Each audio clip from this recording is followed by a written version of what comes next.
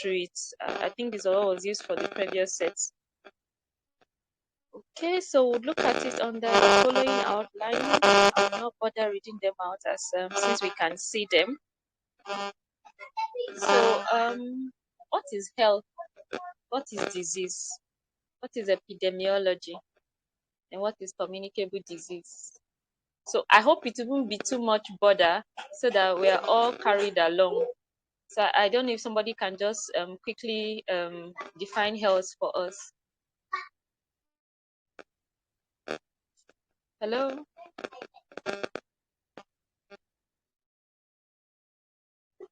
Hello, please, am I heard? Am I being heard? Yes, we can hear you. Okay. So just those, maybe just two, disease and health. Is there anybody that could quickly help us with that? Okay. Health is a state of complete physical, emotional, and social well-being in the absence of any pathology or disease.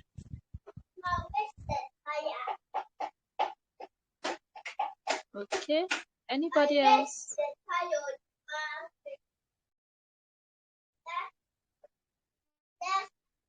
Hello? What of disease?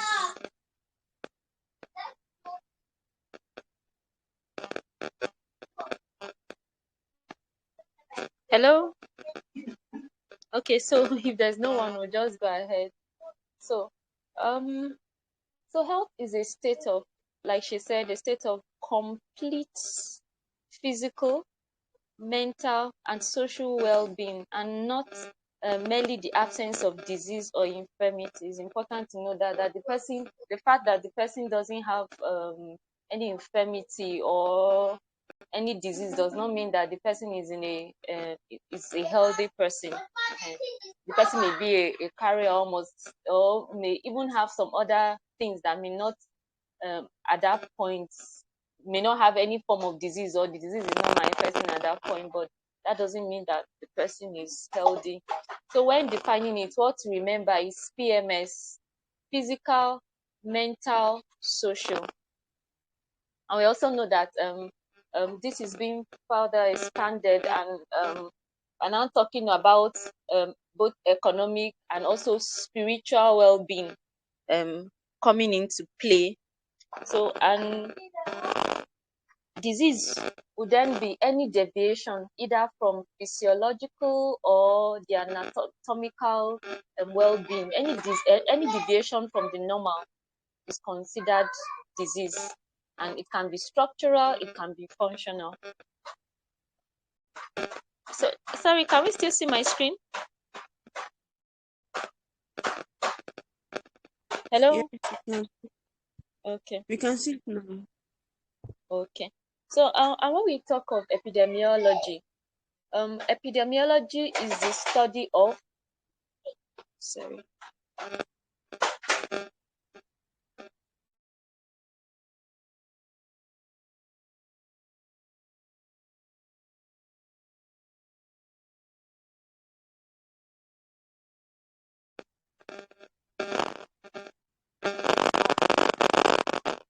Okay, so when we talk of epidemiology, epidemiology is the study of the distribution, the determinants, and the deterrence of disease or health-related events in a specified population at a specific point in time.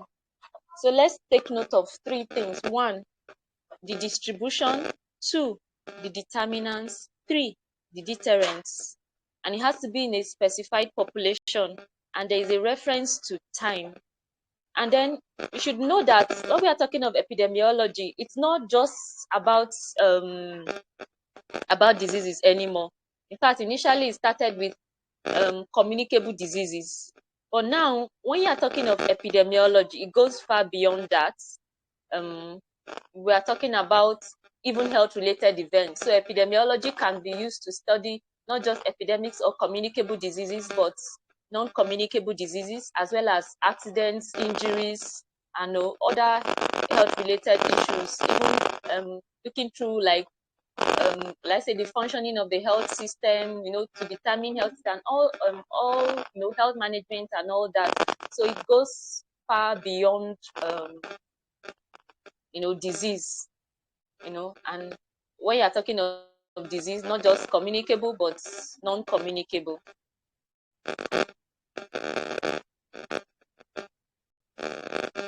So what is communicable disease? They are simply diseases that are transmissible.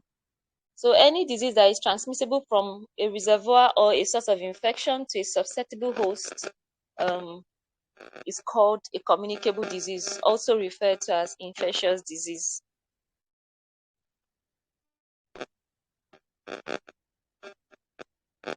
Sorry, please let me just change my position.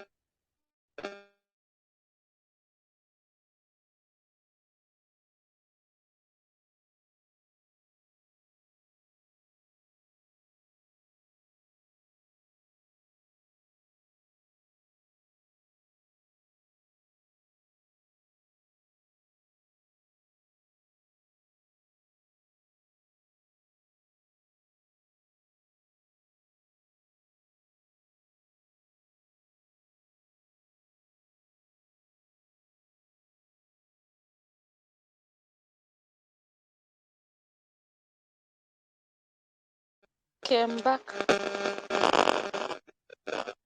Sorry, can we see my screen now? Hello? Hello? Dr. Paco, please, can you hear me? Yes, ma'am, we can see your screen. Okay. So, a communicable disease is an illness due to specific infectious agent. This can be either a biological agent or its toxic products capable of being directly or indirectly transmitted from man to man, or from animal to man when you talk of zoonosis, or from animal to animal, or from the environment through either the air we breathe in, the water, or the food to man. So why do we consider communicable diseases so important? One, especially for those of us in the developing countries, it might not be so much of a huge issue with the developed countries, but for us, communicable diseases are still very important, and that's because of the huge burden. It accounts for over 80% of causes of death in low-income countries, even though the picture is slightly changing, where we are now dealing with a kind of what is called a double barrel of diseases, where we have to deal with communicable, and then we are also beginning to have a large burden of non-communicable diseases. So, say that approximately 15 million people die each year due to infectious diseases. Sorry, I have the updated notes in one of the lectures. These figures are slightly different now. So, as a public health practitioner, you need to spend a great portion of your time preventing, treating, managing, or controlling communicable diseases. So, for us in public health, a lot of our of what we do deals with preventing these diseases. A lot of our preventive and control measures are targeted towards the communicable diseases, especially those of us practicing in the developing countries. So there are also changes of the pattern of infectious disease. As we know, a lot of new things are coming up. So infectious diseases, in a way, even involving the developing countries, are becoming quite important. We just talked of COVID. So we are now also having re-emergence of certain diseases. Tuberculosis is suddenly becoming important too. I mean, it's becoming quite important too because of HIV/AIDS and other immunosuppressive states. We're talking of Lassa, we're talking of Marburg, we're talking of monkeypox, and a host of them, Ebola, and the thing about it is because of international travel and trade, it's a concern for everybody because it's the ease of moving it from one country to the other is there. The ease, because of travel and all that. So, and then the possibility that some chronic diseases have infective origin. Remember HBV, we are talking about liver cancer, HIV, if you are talking about Kaposi sarcoma, then human papilloma virus, if you are talking of cervical cancer. I know that some talk about malaria and what do you call it now? Associate it with those places. They associate bucket lymphoma to regions with high malaria endemicity. So some of these infectious diseases are linked to or associated with communicable diseases, some of these cancers. So children are also particularly vulnerable to infectious diseases. We know that children, pregnant women, and the elderly, the extremes of age, bear higher burden of these diseases. Pneumonia, diarrhea, malaria are leading causes of death among the under 5. Let's remember the killer diseases among the under 5s. Some use, I think, Dr. M, diarrhea, respiratory, which is the pneumonia, malaria, measles, malnutrition. So those are the 4, Dr. MM. So let's just have that in mind if you're asked the killer under 5 killer diseases. So infectious diseases are also destructive to the health of adults, causing disability, a diminished quality of life, decreased productivity, or deaths. So we know that to the individuals and adults, both economically, physically, he or she who is diseased feels it, the cost of healthcare to them, and even the suffering that they go through as a result of disease. And some may result either in disability or death if they do not recover. Because some communicable diseases share common risks, co-infection is common. People infected with one infectious disease with one infectious disease become more susceptible to other diseases. For example, people living with HIV/AIDS, we know that they also have a high risk of also coming down with tuberculosis or malaria. And so prophylaxis is given for tuberculosis. Because some communicable diseases share common risk factors, so people are often infected with multiple diseases at the same time. So you find out that for a family who reside, say, in a place where there's poor sanitary condition, every possible disease that one can get in that kind of region, they may likely have them together. So this person may have parasitic diseases, maybe ascariasis. This person could still come down, even in while having the ascariasis, could still have cholera. This person could have salmonellosis. This person still could have malaria in that same, in that same environment. So all other diseases will coexist even in the same environment, whether the communicable, the non-communicable, all can exist in that same environment. Why? Because risk factors that leads to one could actually lead to the other, and so you could have that situation. So also the huge cost. I've tried to talk about cost to individual, even cost to the health system is a burden. So as it is, our health system, especially for those of us in the developing countries, stretched. So when we have outbreaks or of diseases, it puts further stress on the already burdened health system.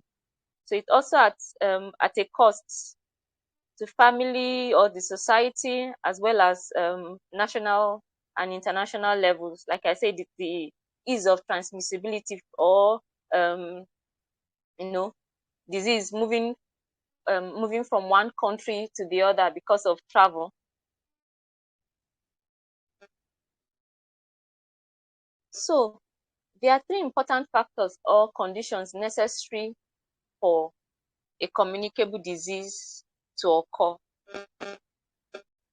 One is that there must be an infectious agent. Then there must be a susceptible host, not just any host, but a susceptible host. Then three, transmission of the agent from a mode of transmission of the agent. There must be a portal through which this infectious agent is carried from, say, the person harboring it to a susceptible host. So we'll now talk about the infectious disease model. Some have also referred to it as there have been different models of infectious disease over the years. So it's good to know that there were others before now. Starting from when they have the supernatural theory, to the fatalistic, to so many of them that they had the spontaneous theory of disease, to the germ theory, and all that. I know that now, there are other models, but then let's stop here at the epidemiological triad. So just as we talked about, in the triangle, we have the host there at the apex, the agent, and then the environment. So we say these three things have to be present for a disease to occur. One, what is the agent? This agent can be biological, it can be physical, it can be chemical, it can be nutrient agents, it can be mechanical agents, it can be social agents. So, but when we are talking about communicable disease, I'm mostly referring to the biological agents. Then the environment can either be physical, biological, or the social environment where one finds oneself. Then this host has characteristics. When you talk of the demographic in terms of this person's sex, this person's age, may determine what kind of disease this individual could come down with. This person's genetic makeup could determine his or her susceptibility to disease, and even the social milieu where the person finds himself or herself. Is it in a low socioeconomic setting, or has a type of infection that this individual is likely to come down with? So I'll just quickly go through them one by one. The agents, they can be viruses, they can be bacteria, rickettsia, protozoa, fungi, helminths. So this agent must have a reservoir, or a source of infection, or a vector. It must also be able to multiply. It must have a means of emerging from its reservoir or source in order to have access to the susceptible host. So it must have a means to reach this susceptible host, and must be able to successfully infect the new host in order for disease to occur. Though that might not be all, there are certain factors in the agents that will determine the disease outcome. One, Whether infection takes place or not may depend on a whole range of determinants, which affect the host or the agent. For example, the infectivity of the agent, that means its ability to establish itself in a host. At times, depending on the dose of the inoculum, um, the um, the agent may not be able to establish itself in the host if, say, it's a very low dose, because we know that we also have defenses that would work against it. Will come to that. So it must have equipped itself with what to help it to establish itself in the host. Then violence of the agent is ability to kill.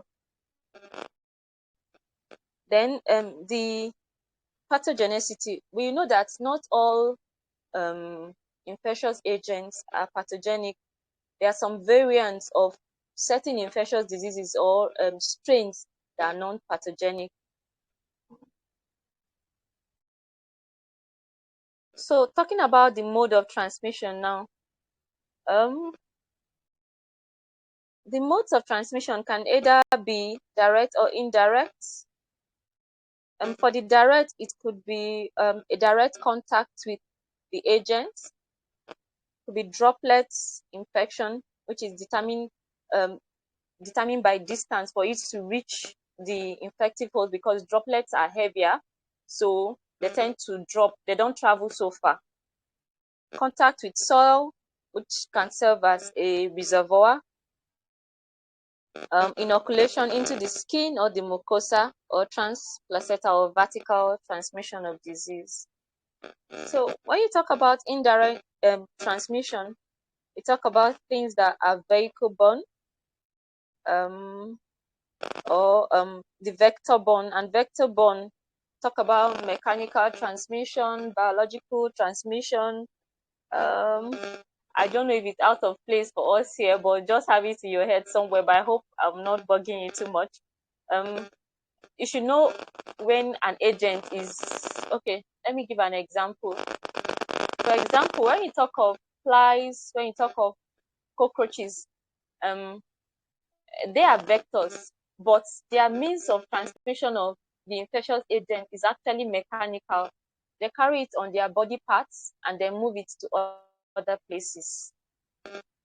And when you talk of vectors like mosquito, talk of tsetse and the rest of them, Ludovic bug and all that, they carry it in themselves. Like a biological process goes on in their body before they transmit it to the susceptible host. And depending on whether there's multiplication, whether there is change of form, or there is both change of form and multiplication, they are now classified under biological. So that's what you are seeing there, whether they are propagative, cyclopropagative, or cyclodevelopmental. So just have that in mind. For the cyclodevelopmental, they just change form, they do not change in number. For the propagative, they change in number, but they do not change in form, like what you have in rats, fleas, and plague. Then cyclopropagative, they change both in form and in number. I think a good example of it is malaria. So fomite-borne, whether clothes or other things, personal effects that we use, unclean hands or fingers. So those are the modes through which transmission can occur. So I think we've talked quite much on that. So I'll just leave the other ones for us to go through so that we can make progress. So, okay, let me just read out the examples.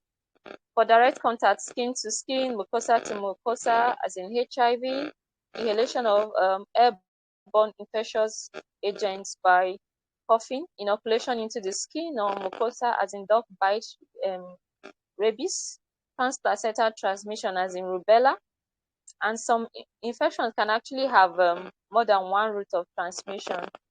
Um, an example is the bubonic plague, and also trying to remember.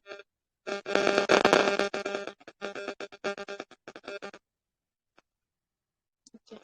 When I remember, I'll remind us. Um, okay. So, indirect transmission. Here, the agent must be capable of surviving outside the host. So we talk about the 5 Fs: flies, as in vectors; fingers, Shigella, all those fecal oral and all that; termites, food, and fluid. So those are the 5 Fs for indirect transmission. Then looking at the susceptible hosts, what makes a host susceptible? It may be by natural body defenses. Um, this may be non-specific defenses like skin, cilia, the hair in the nostrils, etc. If these things are not there, then it makes the host more susceptible. Or if there's a break in the skin or a break in the mucosa, this makes the individual more susceptible. Or if they lack certain genetic defenses, like the Duffy agent, I think that is in malaria. Then artificial defenses, e.g., immunization. As we know, immunization is one of the 20th century public health achievements. It's cost effective and very important, and it's helped to protect against many diseases. But if an individual fails to have this immunization, whether by the natural means or the artificial means, then this individual becomes susceptible. And I've already talked about the factors in the hosts, whether age, sex, pregnancy, nutrition, trauma. All this makes the individual susceptible. So we'll just look at some important terms. So infection. Infection is the entry and development of multiplication of an infectious agent in the body of man or animals. An infection does not always cause illness. And infections may be subclinical or inapparent infection, in the sense that this person is infected but does not have symptoms presently. But then, when this person is infected and then begins to show symptoms, then we have that is the clinical or manifest infection. So, contamination is the presence of an infectious agent on a body surface or in clothes, beddings, toys, surgical instruments or dressings, or other articles of substances, including water or food.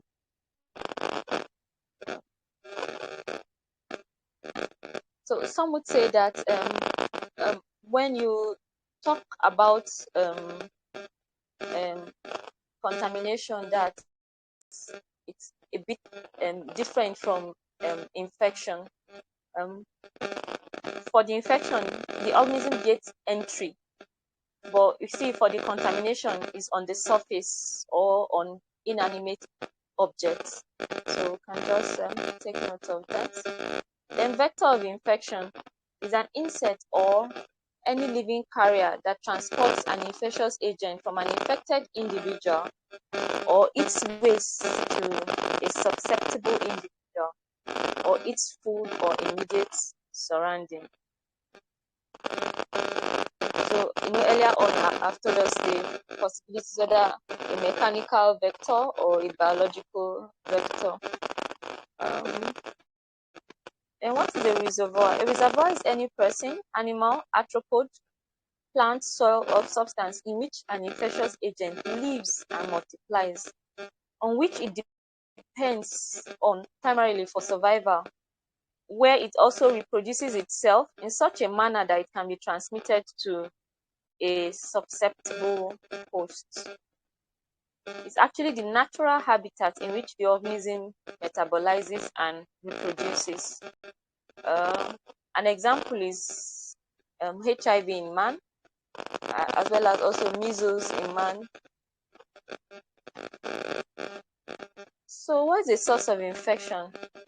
Is that person, animal, object, or substance from which an infectious agent passes or is disseminated to the host. It may or not be the same as the reservoir. An example is when you have contaminated needles, their source of infection, water, food, milk, soil. Um, so these can be sources of infection, but they are not necessarily the reservoir. So let's take, for example, HIV. Man is the reservoir. Or say a man has a needle prick, it's the infectious agent gets onto the surface of the needle. So, and then the needle pricks a susceptible host. So it has served to as a form of vehicle to move, or a source to move the infection to the susceptible host. An example is also hookworm. Reservoir is man, source is contaminated soil. Tetanus, the reservoir is also soil, and as well as the source. For typhoid or salmonellosis, the reservoir is man, and then the source is infected water or milk.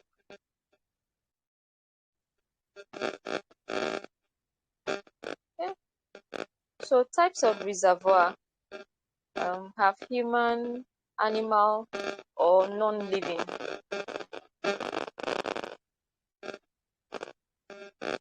So we've talked of the human one, we've given some examples before.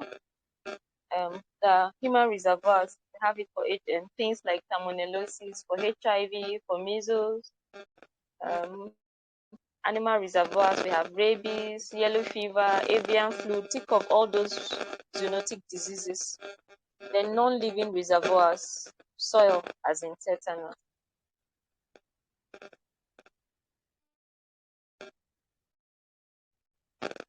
So when we are talking of human reservoirs, these human reservoirs can be cases or carriers.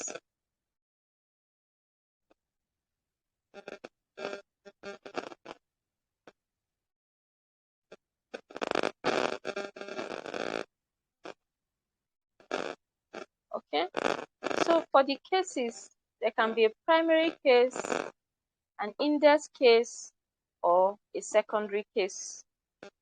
And these are different.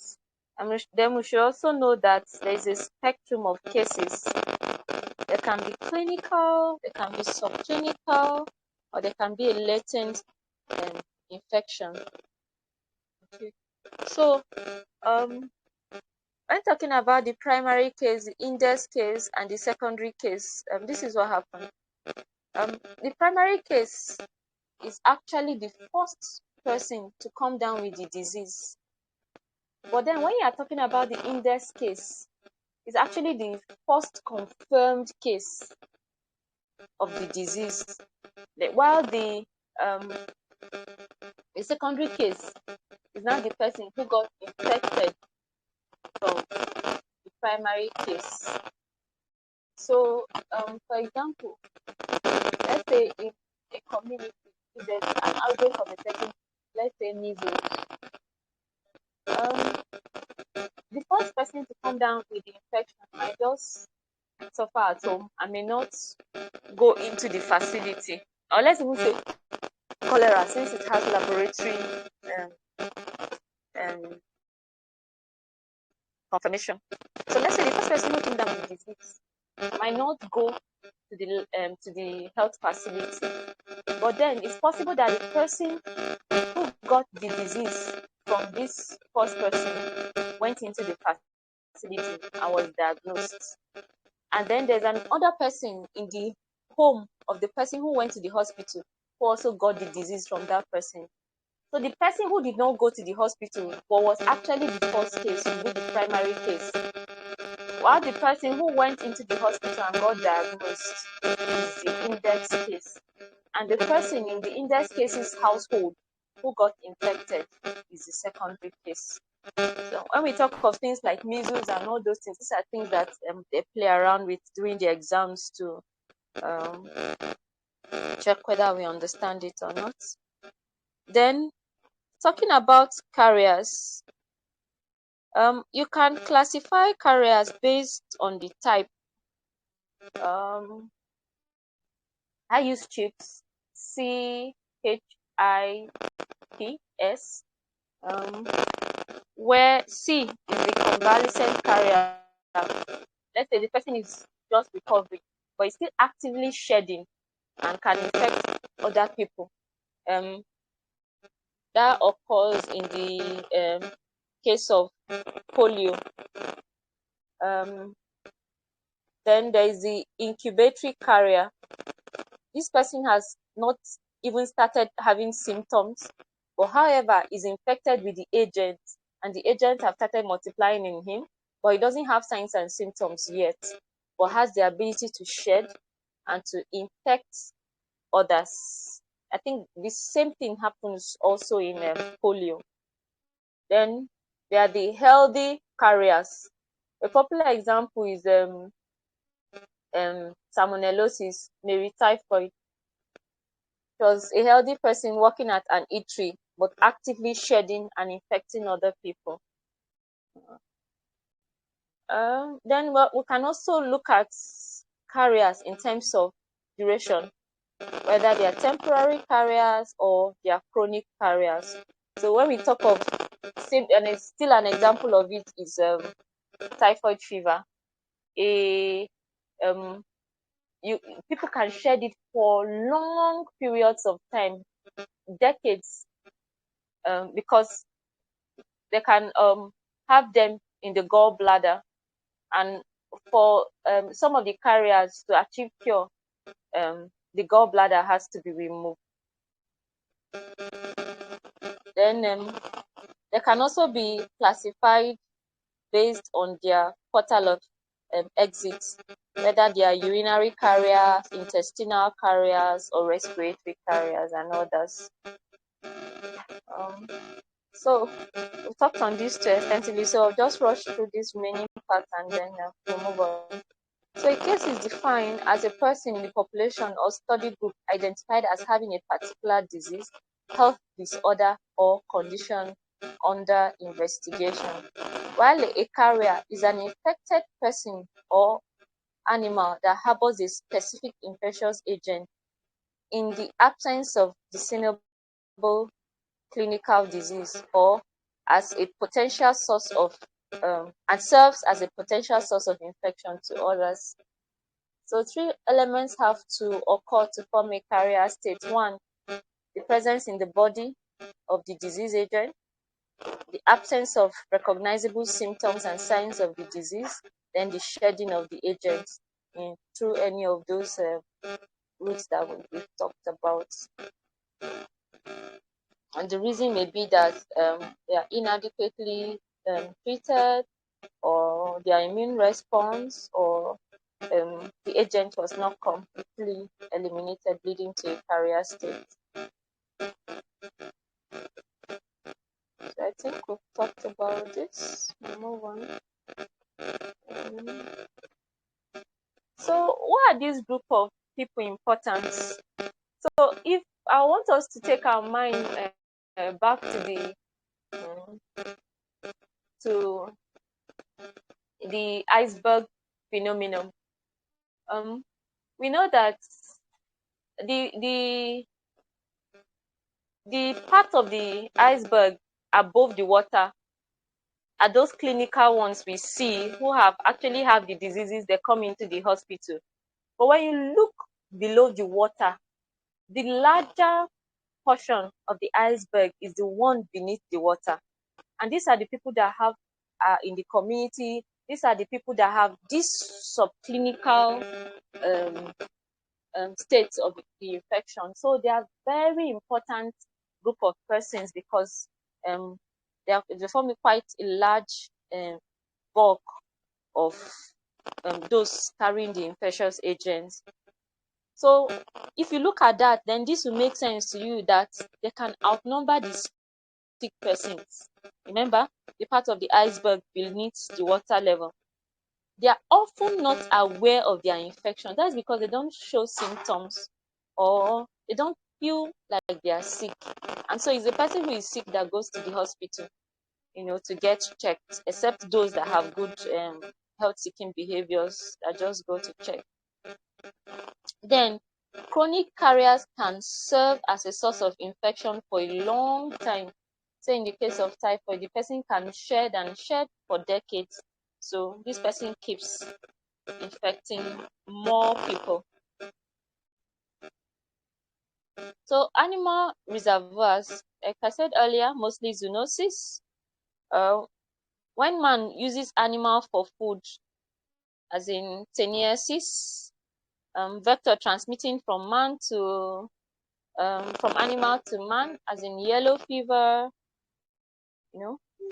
or animal bites, as in rabies. Then animal contaminating human environment, as in the bubonic plagues with rats, or even leptospirosis or Wills disease.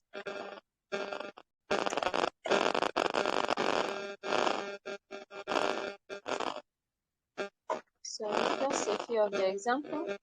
And we know that for some of these animals, they actually serve as reservoirs. People also consume them. So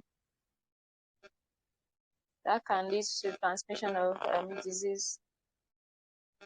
So reservoir in non-living things. We talked about the soil and other inanimate matter that can act as reservoir of disease. For example, soil may harbor agents that cause tetanus, anthrax, and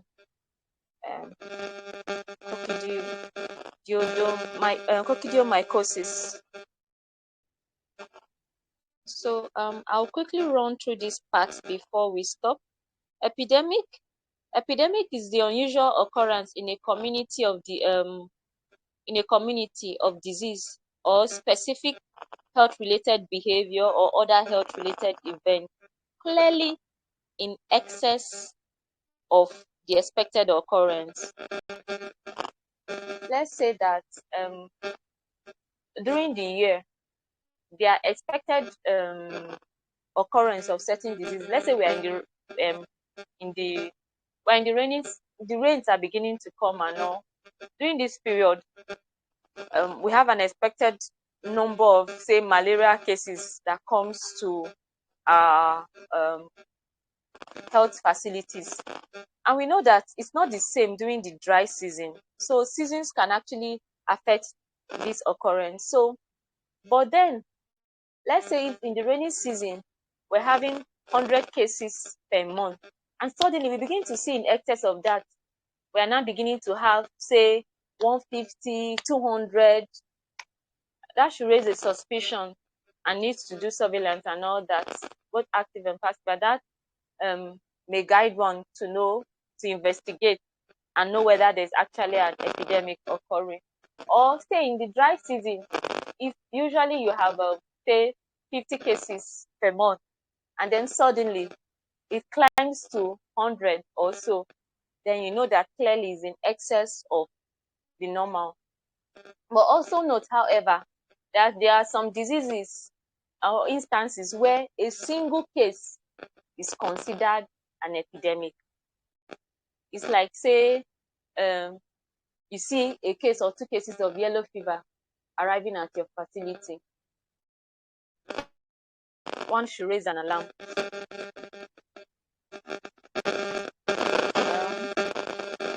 Then under endemicity, there can be hyper-endemicity, there can be holo-endemicity, there can be meso. I'll not really bother us with that. Then pandemic, an epidemic that usually affecting a large proportion of population, occurring over a wide geographical area, this actually has to cross several borders, actually involving continents, for you to consider it a pandemic. So we'll have many examples of pandemic, I believe. Not just influenza or avian. Now we're talking of the COVID pandemic that just passed in 2020. So then the exotic diseases are those which are imported into a country in which they do not um, otherwise occur. And for those places, a single case of it may actually be considered an an epidemic.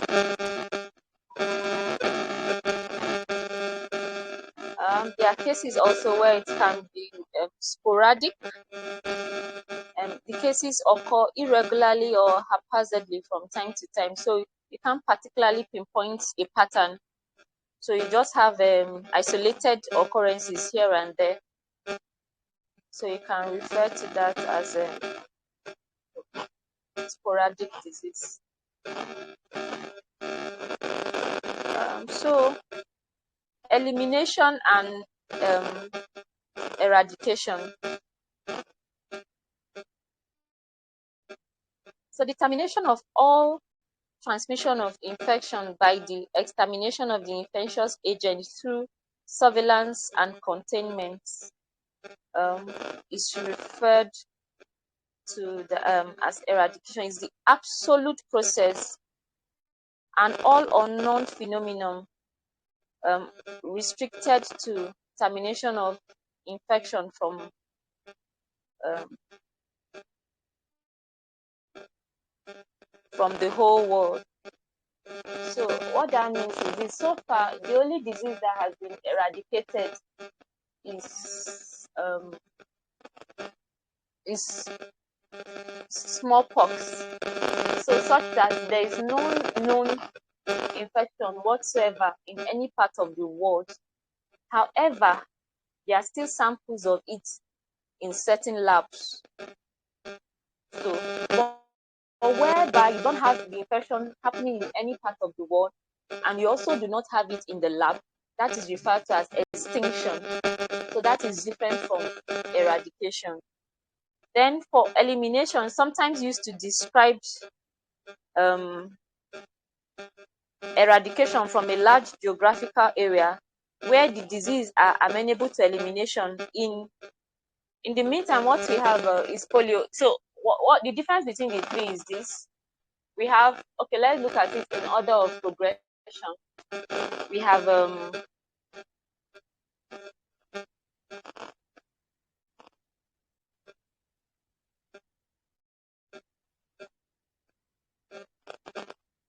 We have elimination, we have eradication, we have extinction. So you come to, first is a state whereby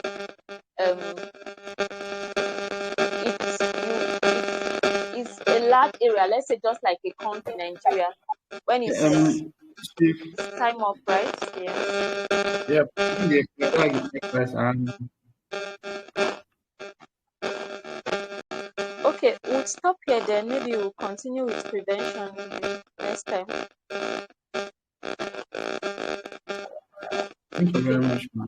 we can stop here. Okay. We appreciate your comment. Thank you very much.